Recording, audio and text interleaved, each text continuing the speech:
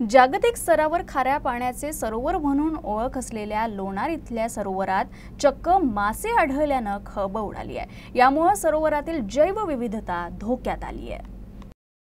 या सरोवरात अनेक अभ्यासक संशोधक भेट देण्यासाठी येत असतात, मात्र आता मासे आढळल्यानं जैवविविधता धोक्यात आली आहे। यावर्षी कधी नव्हे ते सरोवराची पाणी पातळी सुद्धा वाढली। सरोवरात असलेल्या पाण्याचा पीएच सुद्धा यापूर्वी 10 ते 11 पर्यंत होता, मात्र आता तो कमी होऊन 8 ते 9च्या मध्ये आलाय।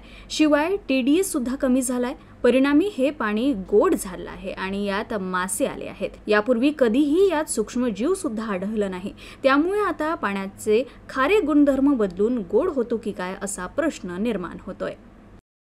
सुमारे 50,000 वर्षापूर्वी उल्कापाताने तयार झालेला लोणारचा तलाव हा जगातला एकमेव द्वितीय असा आहे।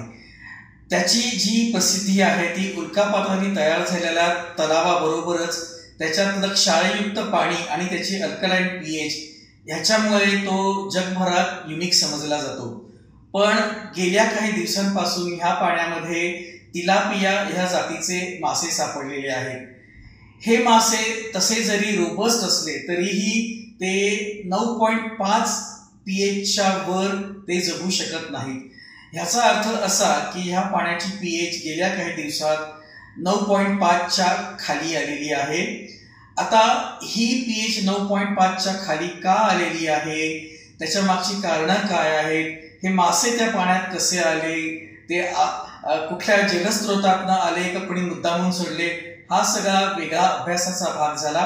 पण सगळ्यात महत्वाची गोष्ट, स्पेशली सूक्ष्मजीवशास्त्रज्ञांच्या दृष्टीने महत्वाची गोष्ट म्हणजे अशा तऱ्हेचे मासे ह्या पाण्यात येणं हा त्या तलावाच्या पर्यावरणाला प्रचंड धोका आहे।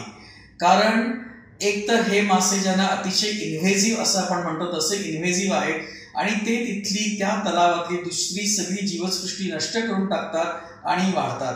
तर जरी हे मासे तसे खाण्यासाठी उपयुक्त असले तरीही ते मासे ह्या तलावात आल्याने त्या तलावातली जी इकोसिस्टीम आहे ती संपूर्णपणे डिस्टर्ब होईल